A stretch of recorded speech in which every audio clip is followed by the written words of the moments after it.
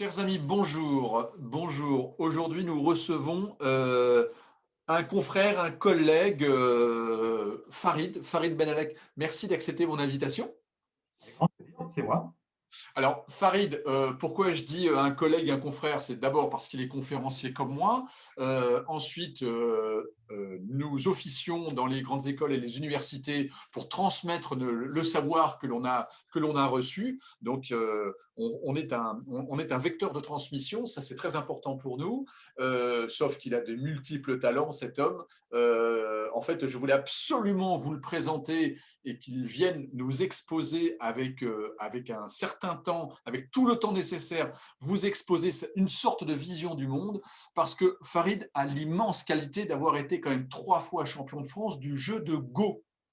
Du jeu de Go. Et ça, c'est quelque chose qui m'intéresse fortement parce que vous savez que dans mes conférences en géopolitique, j'expose la montée en puissance de la Chine comme nouvel empire co-gouvernant puis gouvernant du monde. Et je fais le parallèle avec le jeu de Go. Donc, je voulais simplement faire appel au plus grand spécialiste en France du jeu de Go qui nous expose ça avec beaucoup comment dire, de manière très didactique, le fonctionnement du jeu de Go. Alors, Farid a un parcours incroyable. Je vais le laisser carrément se présenter parce qu'il n'est pas que professeur à Dauphine. Il est en train de monter, je crois, tu m'as dit, un master à l'école de guerre. Toi aussi, tu as été connecté avec l'école de guerre. Tu es un spécialiste de la stratégie également. Donc, je te laisse te présenter, ce sera beaucoup plus simple. Alors, ce n'est pas un master avec l'école de guerre. Hein, on va mettre en place au niveau de Dauphine, à partir de la rentrée 2021, un nouveau certificat, donc c'est un Oui, peu un master, qui va s'intituler Stratégie, Leader et Leadership. Et donc, dans ce cadre-là, Dauphine a interrogé l'école de guerre pour savoir s'il serait intéressé à participer à cette aventure. Donc, ce sera un master oui, Dauphine et on aura des officiers de l'école de guerre qui viendront y participer voilà. également. Oui. Donc, j'étais très imprécis, mais effectivement, c'est en association avec Dauphine. Tout à fait. C'est un certificat porté par l'Université Paris-Dauphine. Voilà. Alors, entre autres, donc, tu es un spécialiste de la stratégie, tu enseignes la stratégie. Euh, Parle-nous en quelques mots de ton parcours. Alors, mon parcours, il tourne autour, je vais dire, du jeu quelque part, puisque j'ai commencé très très jeune, à l'âge de 5 ans, à jouer au jeu d'échecs, Hmm. et donc initié par mon père universitaire, professeur de physique. Et un peu plus tard, on m'a présenté, un des collègues de mon père m'a présenté le jeu de Go. Et donc là, quand j'ai découvert le jeu de Go, j'ai totalement abandonné la pratique du jeu d'échecs. Et j'en ai fait, ça a été ma grande passion, et qui m'a amené à aller vivre au Japon au début des années 90 pour devenir maître de Go professionnel. Et donc, à mon retour en France et en Europe, on m'a proposé de donner des cours sur la pensée chinoise, sur la stratégie chinoise au groupe HEC. Voilà, et c'est comme ça que j'ai commencé ma carrière en essayant dans un premier temps plutôt d'expliquer aux Occidentaux ce qu'était la stratégie chinoise, en disant que finalement, lire Sun Tzu, c'est très intéressant, mais Sun Tzu n'est pas forcément très compréhensible par un occidental. Donc, il est plus simple de découvrir les principes de Sun Tzu et de la pensée chinoise à travers un fil conducteur qui est le jeu de Go, plutôt qu'à travers le texte. Oui, parce que pour lire un Sun Tzu, il faut aussi avoir tout le bagage culturel qu'il y a derrière pour pouvoir le décoder en réalité. Tout Nous, à avec fait. notre petit regard d'occidental, on ne verra absolument pas tous les messages qui sont portés à l'intérieur de ces mots, en fait. Oui, parce que nous n'avons pas le même bagage culturel. Le texte est en plus relativement daté, hein, en termes Oui, d'écriture du temps. Donc forcément, pour l'occidental, c'est quelque chose qui est très dur à comprendre. L'avantage du Go, c'est que quand on pratique le Go, on s'imprègne, sans même le savoir, de la culture orientale, de la culture oui, chinoise. oui. Donc Et voilà, donc les concepts sont le, plus le, simples à faire passer. voilà, donc en fait, le but, c'est qu'on on va arriver à la fin de cette conversation à un parallèle en fait entre le jeu de Go et la géostratégie, la géopolitique. L'idée, c'est vraiment de bien comprendre entre cette montée en puissance de la Chine face aux États-Unis, avec bien évidemment l'Europe et les autres players, mais c'est quand même l'empire dominant. Donc, on va voir un petit peu quel pont on peut faire entre ces deux mondes-là. Est-ce que tu peux nous expliquer en quelques mots, pour des néophytes comme moi, le fonctionnement du jeu de Go, parce que j'imagine que c'est à plusieurs étages, il y a plusieurs dimensions, c'est très puissant comme jeu. Hein, tu m'expliquais que le nombre de possibilités, ça va jusqu'à 10 puissance 800, je crois, donc tu vas nous expliquer un petit peu tout ça. Voilà, comment fonctionne le jeu de Go pour des néophytes comme nous, pour qu'on ait une représentation par rapport au jeu d'échecs que l'on connaît par cœur. Alors, l'image certainement la plus simple pour comprendre ce qu'est le jeu de Go, c'est d'imaginer une île vierge. Vous avez une île vierge qui est dotée de ressources. Vous avez énormément de ressources sur cette île. Et vous avez tout d'un coup deux concurrents qui vont tenter de s'accaparer des zones, des ressources de cette île. L'objectif étant au final non pas de contrôler toutes les ressources, c'est-à-dire de contrôler toute l'île, c'est-à-dire de détruire l'adversaire un petit peu comme dans le jeu d'échecs, hein, où le vainqueur, c'est quand je tue la partie adverse et que je contrôle 100% des ressources. Là, l'objectif… On ne cherche pas la mort du roi. Tout à fait. On ne cherche pas à faire échec et mat. Là, l'objectif étant de contrôler une ressource de plus que la partie adverse. Donc, c'est un jeu qui n'est pas un jeu de destruction. Mon objectif n'est pas de contrôler toutes les ressources. Mon objectif est simplement d'en avoir une de plus que l'autre. Est-ce que c'est un jeu de domination quand même? Alors, je domine des ressources, je contrôle des ressources. Mais un jeu d'affrontement guerrier comme à l'échec. Alors, tout à fait, parce qu'il y a un autre point qui différencie complètement ces deux jeux, c'est que dans le jeu d'échecs, on va dire que quelque part, la victoire est unilatérale. Quand je fais échec et mat, l'autre n'a pas son mot à dire. L'autre a disparu, le roi est tombé, on le symbolise par cela. Donc l'autre a disparu. Dans le jeu de Go, pour terminer la partie, on dit que la partie va se terminer par accord mutuel des deux joueurs. C'est-à-dire que les deux joueurs… Mais ils sont encore vivants à la fin. Non, ils sont encore vivants à la fin. Et ils s'accordent pour dire que oui, la partie est terminée. Donc les deux joueurs sont toujours présents, on a une sorte de victoire relative. L'un des deux joueurs a une ressource de plus que l'autre, au minimum. Mais en théorie, ça ne se termine jamais, en fait. Alors, une partie va se terminer parce qu'à un moment ou à un autre, les deux joueurs vont faire le constat qu'ils ne peuvent plus conquérir de nouvelles ressources ou qu'ils ne peuvent plus prendre des ressources à la partie adverse. Et c'est pour ça qu'ils vont, face à ce constat commun, ils vont arrêter, déterminer le vainqueur et certainement recommencer une autre partie. D'accord. Alors ensuite, comment est-ce que ça fonctionne concrètement, le jeu de Go? Il y a des noirs, il y a des blancs. Alors, il y a des noirs, il y a des blancs. On le voit un petit peu dans l'image que tu as derrière toi.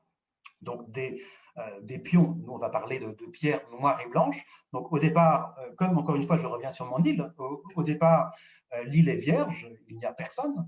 Et au fur et à mesure, on va poser des pierres, donc des pierres noires et blanches, pour dessiner ce que nous appelons des territoires. Donc, un territoire étant une zone contrôlée par l'un des deux joueurs, dotée de ressources. L'idée étant que le territoire est à l'un ou à l'autre des joueurs parce que le joueur adverse ne peut pas y pénétrer sans se faire capturer. Car on a évidemment également une règle de capture. D'accord, d'accord. Les règles sont très, très, très simples. Tout à l'heure, tu parlais de la différence de complexité entre le jeu d'échecs et le jeu de Go. On dit, d'un point de vue théorique, dans le jeu de Go, il y a 10 puissance 800 parties possibles contre 10 puissance 120 pour le jeu d'échecs. L'idée étant que le jeu d'échecs est sur un damier qui est un échiquier qui est petit, 64 cases, alors que dans le jeu de Go, on va jouer sur un univers qui est beaucoup plus vaste, qui va être composé de 361 intersections. Donc l'espace est beaucoup plus vaste. On dit souvent que le jeu de Go est un jeu de stratégie, alors que quelque part, le jeu d'échecs est plus un jeu de tactique. On n'a pas de stratégie à long terme comme on en a dans le jeu de Go. C'est vrai, c'est vrai. On entend souvent ça. Donc, en fait, le jeu de Go, est-ce que… alors, toi, tu as parlé de conquête de ressources. Ça, c'est intéressant parce que moi, j'avais dans l'esprit, à tort, après nos discussions, c'est que moi, j'avais dans l'esprit, en fait, que l'on partait à la conquête d'un territoire pour ensuite asservir les habitants et les ressources de ce territoire pour notre plus grand profit. Oui, alors nous, on va plutôt dire qu'on va contrôler les ressources qu'il y a à l'intérieur.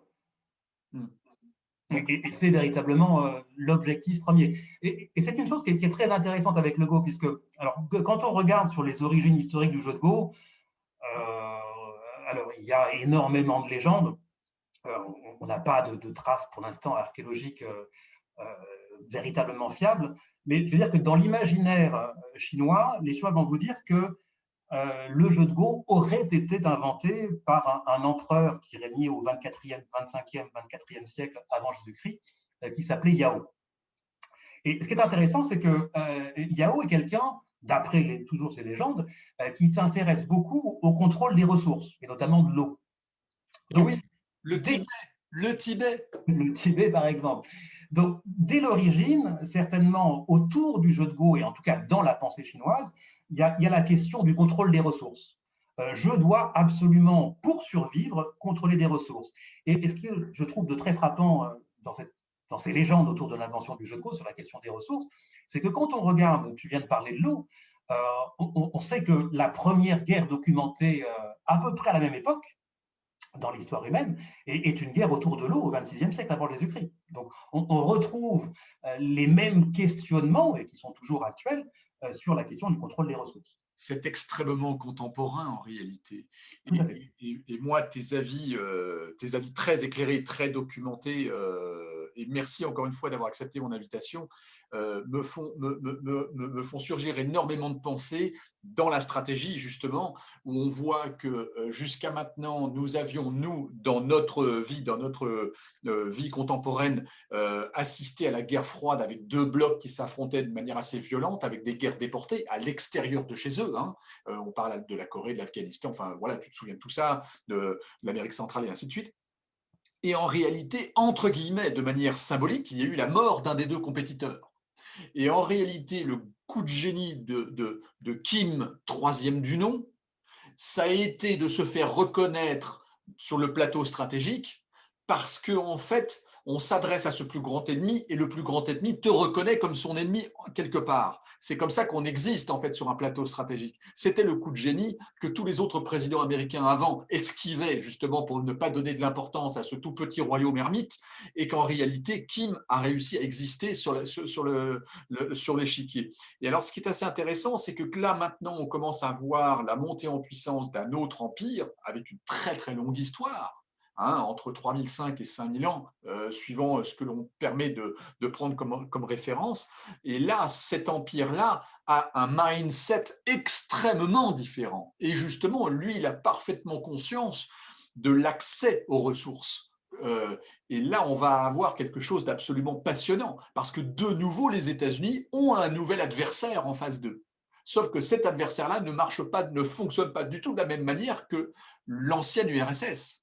Qu'est-ce que tu en penses? Oui, oui, on a un nouvel adversaire. Je pense que l'erreur qu'on commet trop souvent en Occident, c'est qu'on ne voit pas la Chine. Tu as souligné une histoire extrêmement longue, entre 3000 et 5000 ans, peu importe. Mais la Chine a dominé le monde pendant extrêmement longtemps. La Chine, quand on regarde l'histoire chinoise sur un temps très très long, la Chine a été la première puissance mondiale pendant plus de 2000 ans. Elle s'est juste effondrée au 19e, mais auparavant, la Chine était la grande puissance mondiale. Donc finalement, ils sont tout simplement en train de revenir au statut qu'ils avaient auparavant, tout simplement. Et donc, c'est cette connaissance de l'histoire chinoise qui devrait nous alerter sur le fait que la Chine veut tout simplement reconquérir la place qu'elle avait dans l'histoire. Exactement. C'était tout l'objet, tout l'enjeu géostratégique et la raison de vivre de ce que moi je présente dans mes conférences, le marathon de 100 ans. 1949, ils se donnent 100 ans, on explique ça très bien pendant une journée dans une conférence, dans 100 ans, ils redeviendront les patrons du monde. C'est clairement annoncé, alors on l'a su très très tard, mais ça a été clairement énoncé dans l'objectif du marathon de 100 ans sous Mao en 49. Voilà. Et justement, leur mode de fonctionnement est carrément basé sur le jeu de Go. Oui, en plus, là, tu cites Mao. Ce qui est très intéressant, c'est que quand on regarde les écrits de Mao pendant le conflit sino-chinois, Mao dit bien qu'on doit se projeter dans un temps long parce que pour l'instant, dit-il à l'époque, nous sommes faibles et que face à nous, nous avons un Japon qui est très fort. Mais sur un temps très très long, nous allons vaincre. Et ça, il l'écrit dès 31-32. Donc, il se projette dès 31-32 dans une guerre qui va durer 15 ans. Et il avait raison, 49, comme tu le dis, qui a duré donc 17-18 ans. Donc, les Chinois ont cette vision, arrivent à se projeter dans un temps très très long. Ils l'ont toujours fait. Et donc là, ils vont tout simplement reconquérir, encore une fois, la place qu'ils avaient auparavant. Oui, tout à fait, ouais. Et alors justement, toi qui connais très très bien les deux jeux d'échecs et les jeux de Go, le jeu de Go, on est sur le temps long. Tout à fait. Une partie, encore une fois, à cause de la taille du plateau de jeu, donc 361 côté jeu de Go contre 64 côté jeu d'échecs, les parties durent extrêmement longtemps. Pardon. Donc, au jeu de Go, je reviens sur les aspects stratégiques et tactiques.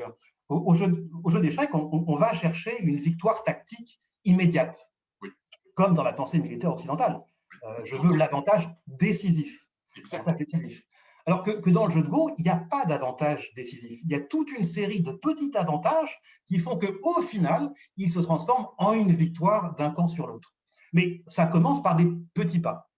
Donc, on va avoir cette deux conceptions du monde, entre guillemets, du monde au sens large, qui vont de plus en plus s'affronter entre le temps très court imposé par le monde anglo-saxon, et on le voit bien dans la finance, nos entreprises se sont financiarisées depuis à peu près 20-25 ans, depuis, enfin, j'explique tout ça très clairement, le début de la financiarisation du monde et des entreprises.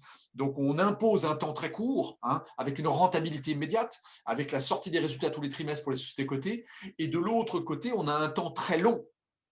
Là, justement, on n'est même pas sur un commissariat au plan à 5 ans, on est sur un temps extrêmement long. Donc, on va avoir deux conceptions du monde qui vont se frotter. Il va y avoir des plaques tectoniques qui vont se frotter là. Et qui se frottent déjà, en fait, quand on Oui, regarde la position de la Chine, que ce soit en Afrique, en Europe, on revient sur la question des ressources. oui, On est déjà rentré dans une période de friction oui, depuis oui. longtemps. Et là, on commence avec la crise, notamment avec la crise du Covid, on commence un petit peu à s'en rendre compte. Mais disons qu'elle commence à être visible maintenant dans le grand public. Mais Oui, pour les observateurs avertis, ça fait longtemps qu'on commence à voir ça très en détail. Sauf que maintenant, la partie de l'iceberg commence à s'immerger de plus en plus et ça commence à être visible sur un certain nombre de sujets. Voilà. oui, et on va dire que nos responsables politiques dits sinophiles, comme d'anciens premiers ministres par exemple, n'ont plus la seule parole Oui, sur la Chine. oui, Et heureusement. oui. Surtout Heureusement. qu'ils n'ont qu'un seul regard sur la Chine, si je peux me permettre. Voilà. Ils n'ont pas un regard d'enseignant-chercheur. Et ils n'ont pas un regard forcément très objectif, on va dire. Voilà, c'est ça. Voilà, c'est ça. C'est une formule aimable. Alors, est-ce que tu peux nous expliquer un petit peu le fonctionnement? Tu me parlais tout à l'heure de quelque chose qui était que moi je fais des parallèles dans le monde financier et stratégique. L'approche coin, bord et centre, s'il te plaît. Oui, alors l'idée ici, c'est que on a en début de partie cette problématique qui est commune aux entreprises, aux États, c'est comment j'occupe l'espace. Où est-ce que je me projette en premier? Donc, on pourrait avoir une tendance naturelle qui est la tendance occidentale, qui nous vient certainement du jeu d'échecs, qui est de mettre une importance extrême sur le contrôle du centre. On doit être au centre, on doit contrôler le centre. Dans le jeu de Go, on a une approche totalement différente qui est de dire que, tout au contraire, il faut plutôt partir, je reviens sur mon image de l'île, il faut plutôt partir des ports, c'est-à-dire des bords de mon île, pour progressivement s'étendre vers le centre. L'idée étant on la retrouve très fortement dans toute la philosophie chinoise, l'idée étant que si jamais je suis au centre, le grand désavantage du centre, c'est que le centre est trop visible. Il y a une maxime fameuse de Lao Tzu qui dit que les armes secrètes du pouvoir doivent toujours rester cachées. Oui, Si je suis visible, je suis attaquable. Donc, si je contrôle le centre au jeu de Go, je suis visible par tout le monde, je suis attaquable, donc j'ai beaucoup de mal à construire des territoires. Alors, qu'en m'appuyant sur les bords, sur les coins pour commencer, pardon, et ensuite sur les bords, je vais progressivement contrôler le centre. oui. En fait, le centre est l'objectif. C'est pas le moyen, c'est l'objectif. C'est l'objectif final. Alors que nous, on est des personnages très égocentrés dans le vieux monde occidental, où on veut tout de suite attaquer dans le centre, alors que les plus grands stratèges commencent toujours par les bords. Oui, ils commencent toujours, et c'est très logique, c'est que quand on pense, alors je crois que tu as reçu notre ami commun Vincent Gérald Desportes il n'y a pas très longtemps. Le problème de la stratégie, c'est qui dit stratégie dit réaction d'une partie adverse. La stratégie se joue à deux. Si on n'était pas deux, il n'y aurait pas de stratégie. Vincent, je crois, disait une science d'adaptation à l'autre. Formule très joueur de Go. En permanence. Ou dialectique des volontés, hein, comme on le retrouve dans la littérature stratégique. Donc, étant donné qu'il y a un autre, si je suis au centre, l'autre va me voir, et donc forcément, il va réagir. Si au contraire, l'autre n'arrive pas à me voir, eh ben, il ne pourra pas se préparer finalement à ce qui va lui arriver. On est Et là, insaisissable. on est insaisissable. Et on revient sur la fameuse maxime de Sun Tzu, tu sais bien, avec la connaissance de soi et de l'autre, qui se connaît, etc., etc. Rester caché, pour être indéchiffrable en quelque sorte. D'ailleurs, moi, je suis en train de lire ça, le livre des transformations. Donc, c'est toute la philosophie chinoise pour bien comprendre comment fonctionne le monde chinois. Alors, moi, ça m'a fait penser immédiatement, parce que moi, je viens du monde économique, hein, je viens du monde financier, et c'est exactement cette stratégie-là que les GAFAM sont en train de mettre en place concernant le monde de la banque. Ça fait longtemps, très longtemps que je préviens les grands players de la banque. Alors peut-être que je m'y suis pris un peu trop tôt en leur disant, vous allez vous faire manger par les GAFAM. Et c'est très simple. Il y a une vieille stratégie militaire que tu as très bien expliquée, hein, et le général Desportes aussi nous en a parlé très brièvement, mais ça mériterait beaucoup plus d'espace. C'est ce que l'on appelle, et d'ailleurs les États-Unis l'ont fait quelquefois sans grand résultat, c'est le containment, c'est l'encerclement. Et on a vu qu'avec l'OTAN, avec le tour de l'URSS, ça n'a pas toujours très bien fonctionné. Maintenant, d'ailleurs, on a quand même la Turquie dans l'OTAN qui commence à pencher vers la Russie et qui achète des S-400 russes, d'ailleurs, dans son arsenal militaire, ce qui est assez ubuesque. Donc, en fait, cette stratégie de containment, les GAFAM, qu'est-ce qu'ils ont fait? Ils ont commencé par des choses absolument pas du tout prestigieuses. Ils ont commencé par le paiement sans contact. Personne ne veut s'en préoccuper. C'est de la techno, c'est des très gros serveurs. Ça gagne rien du tout. Les banques ne s'y intéressaient pas du tout. C'était un jeu chinois avec Alipay et WeChat Pay. Sauf qu'entre-temps, ils ont mis un pied dans la porte. Et puis tout doucement, ils commencent à proposer de plus en plus de services bancaires. J'ouvre une parenthèse, Apple a fait un partenariat avec Goldman Sachs pour faire maintenant des prêts à la consommation en ligne avec un accord quasi immédiat. Ça y est, ils sont dans la place maintenant. Donc en fait, ils sont passés par le coin, puis par le bord, et je pense que d'ici 5 ou 10 ans, ils seront au milieu. Oui, c'est intéressant que tu dis là, parce qu'on revient sur une notion, c'est une stratégie très chinoise, sur une notion fondamentale au Go, que quand on regarde en chinois la signification historique du Go, c'est jeu d'encerclement. Oui. On est sur un jeu d'encerclement. Donc j'encercle progressivement en étant invisible le plus longtemps possible à l'adversaire. Et quand l'adversaire se réveille, quand je deviens invisible, évidemment, j'ai gagné la partie. Il est trop tard. Il est trop tard. Exactement. Et est-ce que tu penses que c'est un petit peu ce qui est en train de se passer? Alors, on en parlait hors ligne tous les deux, parce que tu es un très grand observateur également des mouvements chinois. Est-ce que c'est un petit peu ce qui se passe à l'heure actuelle avec l'Europe et avec l'Afrique, hein, où ils avancent par la stratégie des petits pas, comment dire, de manière très discrète? Alors maintenant, ça se voit bien évidemment en Afrique, mais ça fait quand même 35 ans qu'ils y sont. Et là, on commence à voir les mouvements en Europe. Hein, où maintenant, le troisième pays à avoir signé les routes de la soie, c'est l'Italie. Et l'Italie, ce n'est pas un. Alors, il n'y a pas de gros ou de petits pays, attention, il ne faut pas mal comprendre mes propos. C'est simplement que c'est la troisième économie de l'Europe. Donc là, ça commence à être un coin sérieux dans l'Europe, hein, où ils ne veulent pas qu'on s'assemble. Ils veulent justement profiter de la désalliance de l'Europe pour pouvoir arriver au centre de l'Europe, quelque part, non? Oui, là, en fait, tu soulignes un concept de base dans le jeu de Go. Parce que dans le jeu de Go, contrairement au jeu d'échecs, on le voit encore sur l'image que tu as en arrière-fond, euh, toutes les, toutes les pièces, si vous voulez, contrairement au jeu d'échecs, sont toutes équivalentes. Elles ont toutes le même poids. Donc, comment donner plus de poids à une pièce, donc comme on dit encore une fois, une pierre? La seule solution, c'est de les connecter entre elles. Dans le jeu de Go, une pierre devient importante quand elle est reliée à ses consoeurs, en quelque sorte. Donc, l'inverse est vrai aussi. si je veux attaquer un adversaire, je vais éviter qu'il puisse se connecter. On retrouve cette notion également chez Sun Tzu quand il parle attaquer l'adversaire dans ses alliances, l'empêcher d'être connecté avec les autres. Donc c'est quelque chose que font très très bien les Chinois. Dans l'exemple que tu soulignes avec l'Italie, c'est comment faire en sorte que l'Europe ne soit pas une union politique et économique avec une stratégie commune, mais comment faire en sorte pour les déconnecter les Européens entre eux. Ils l'ont fait déjà, les gens l'ont fait avec l'Europe de l'Est. Il faut se souvenir qu'ils sont rentrés par la Grèce. Ensuite, ils ont beaucoup travaillé avec l'Europe de l'Est. En ce moment, on l'a vu, quelques petites difficultés. Et l'Italie, déconnecter l'un des pays fondateurs du projet européen, c'est une victoire absolument extraordinaire. C'est un point de bascule. C'est un point de bascule, tout à fait.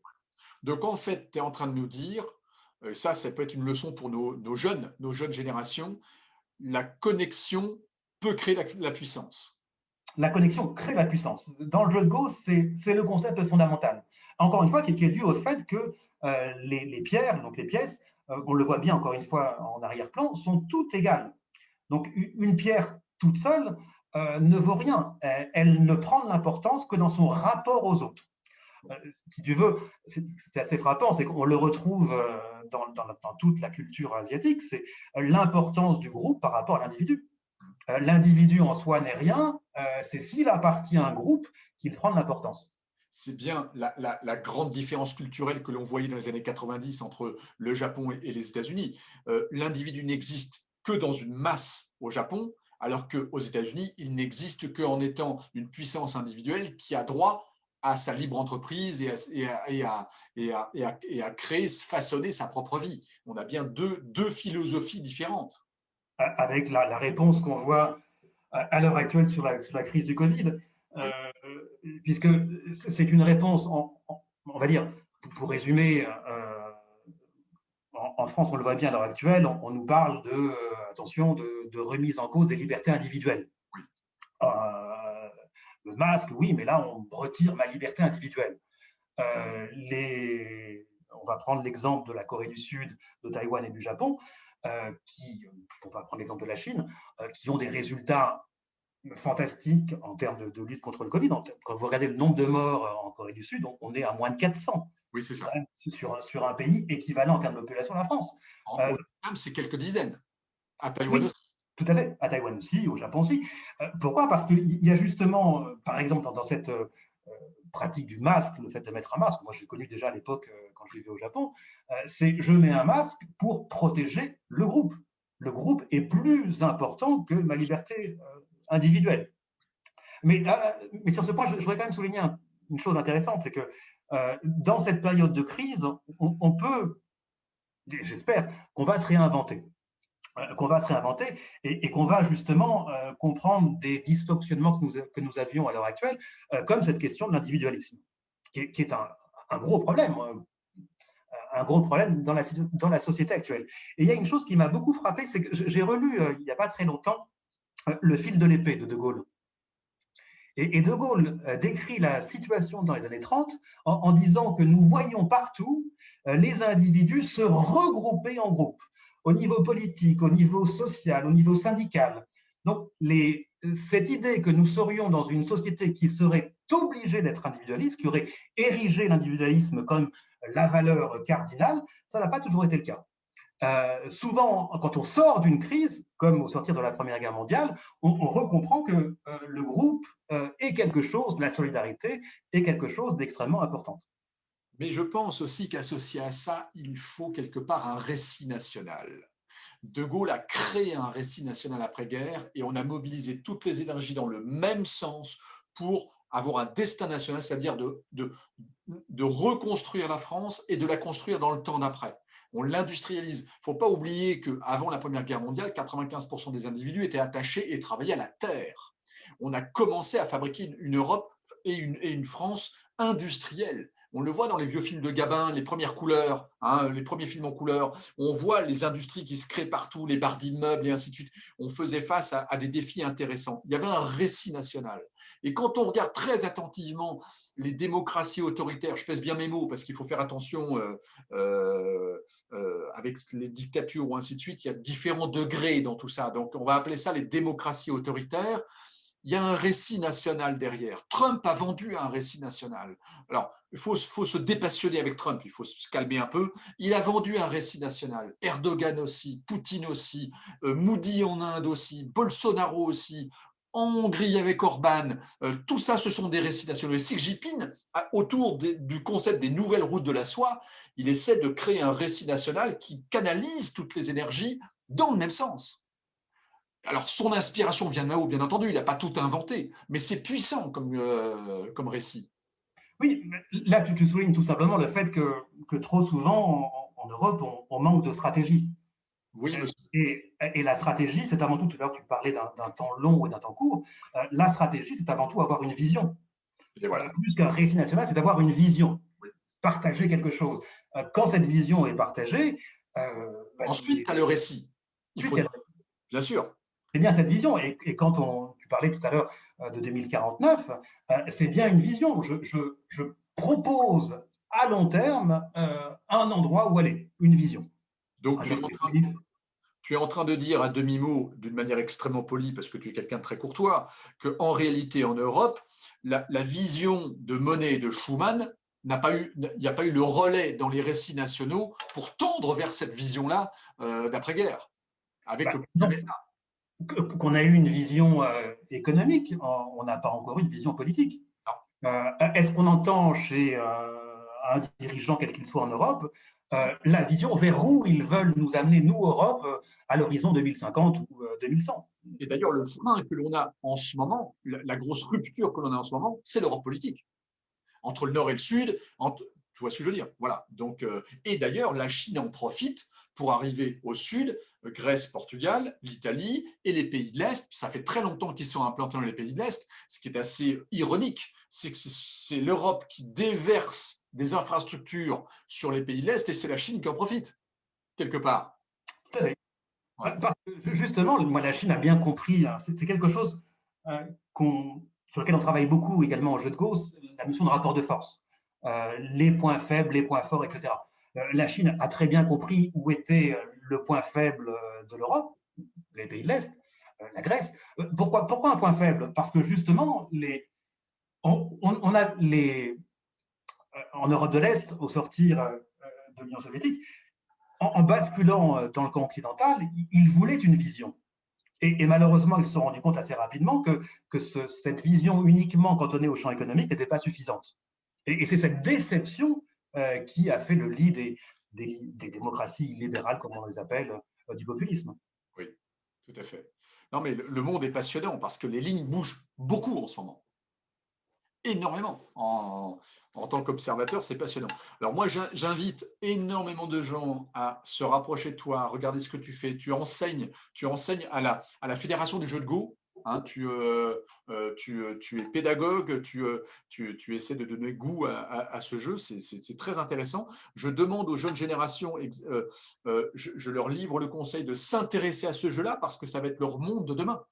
Le monde de demain, on commence à voir les bascules, enfin on commence, nous ça fait longtemps qu'on le sait, mais globalement on commence à en voir les preuves concrètes dans notre matérialité, dans notre instantanéité d'un monde qui devient asiatique, qui devient chinois, avec des paradigmes différents. Donc il faut absolument regarder la philosophie du jeu de Go, sans automatiquement demander aux jeunes de lire Sun Tzu ou ainsi de suite, mais rien que déjà s'intéresser à ce jeu-là, ça va leur apporter une autre manière de penser. Oui, et j'insisterai surtout en plus en période de crise. Une chose intéressante dans le jeu de Go, je reviens sur ce que nous disions au tout début sur l'immense complexité du jeu de Go. 10 puissance 800 possibilités, comme on disait. Donc, dans le jeu de Go, je suis dans un environnement qui est complètement incertain. Voilà. Et finalement, je dois quand même prendre des décisions. Oui. Et comment prendre une décision? Général Desportes. Tout à fait. Comment prendre une décision? Comment ne pas être sidéré? Comment ne pas avoir peur? Comment comprendre que je ne trouverai jamais la bonne décision? C'est finalement la grande leçon que nous apprend le Go. c'est que dans un environnement complètement incertain, on peut quand même simplement, en respectant des règles simples, des principes tout simples, comme on parlait du coin bord-centre par exemple, arriver à guider la pensée pour réduire le risque tout simplement. Donc c'est une façon de penser qui nous amène à comprendre et à cheminer dans l'incertitude. Dans une période comme celle-ci, on voit bien que c'est cette incertitude qui fait peur, qui fait peur. On ne sait pas comment demain sera fait. Le Go nous apprend à relativiser cette incertitude. Merci Farid de mentionner ce point-là. Je l'avais oublié après nos conversations, mais c'est parce que ça nous paraît évident.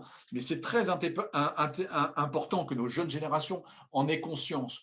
Le monde est fait de risques et de totale incertitude. Alors que nos éducations et notre monde occidental, version anglo-saxonne, veut nous faire croire que nous sommes dans un monde certain, contrôlé, contrôlable. C'est faux. C'est faux. Nous sommes en permanence dans l'incertitude. Et le risque, depuis que l'humain existe et qui se tient sur ses deux jambes, le monde a toujours été incertain. Il faut juste revenir sur des fondamentaux et se désapprendre ces éléments-là de notre conscience collective. Ne pas avoir peur, ne pas être sidéré, avoir confiance. Oui. Alors, je suis ravi également que tu aies mentionné ça tout à l'heure, cher Farid. C'est tout l'objet justement de ces vidéos dans l'acte 4, hein, la renaissance. J'aspire, peut-être naïvement, ou peut-être ça c'est peut-être mon côté positif philosophe, j'aspire à ce que ce monde évolue de manière plus constructive, positive, plus humaine. Hein. Tu parlais d'individualisme, qui est quand même une sorte de gangrène quelque part. Moi, je penche, ou j'invite les gens à penser, à aller voir, à aller vers l'altruisme et la communauté. Hein. Il faut bien que nos jeunes sachent qu'on n'est rien. Nous sommes, toi et moi, nous sommes tous individuellement le fruit de nos connexions. Nous ne sommes rien sans les autres, nous ne sommes rien sans des rendez-vous tout à fait hasardeux qui a fait qu'on a rencontré des personnes qui nous ont passionnés pour leur univers. C'est ce que j'essaie de faire avec ces vidéos, c'est intéressez-vous à d'autres univers pour agrandir votre mindset et votre savoir, et vous n'êtes pas à l'abri de vous passionner pour le jeu de Go ou autre chose, ou le monde asiatique, et ainsi de suite. Donc c'est ça tout l'enjeu, c'est toute cette mosaïque de personnages que j'accueille pour que ça ouvre des perspectives sur des choses auxquelles on n'aurait pas eu le temps ou le goût d'aller voir. Donc, merci en tout cas d'avoir mentionné ça. Et effectivement, ce qui est très, très important, et ça aussi, il faut le désapprendre dans notre éducation, c'est qu'il faut des connexions avec les autres. Nous ne sommes rien tout seuls. Ouais. Je me souviens de ce que disait Hannah Arendt. Hannah Arendt disait qu'un humain seul sur Mars ne serait pas un être humain. Oui. Je ne suis humain que parce qu'il y a un autre ou des autres. Donc, on va voir si Elon Musk emmène des gens avec lui ou pas sur Mars.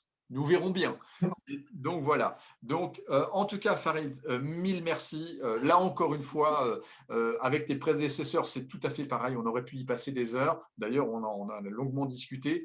Tu as un univers qui est fantastique. Ça donne d'autres perspectives de penser notre approche au quotidien dans les entreprises, dans nos projets. Simplement dans nos projets, peut-être pas vouloir vaincre, avoir une approche combative, mais peut-être une approche plus constructive et une approche communautaire. Hein, effectivement, on est beaucoup, beaucoup plus intelligent et beaucoup plus fort à plusieurs. C'est un petit peu l'image du jeu de Go. Tout à fait. Merci. Merci beaucoup, Farid, et je te C'est dis à moi. très bientôt. À très bientôt.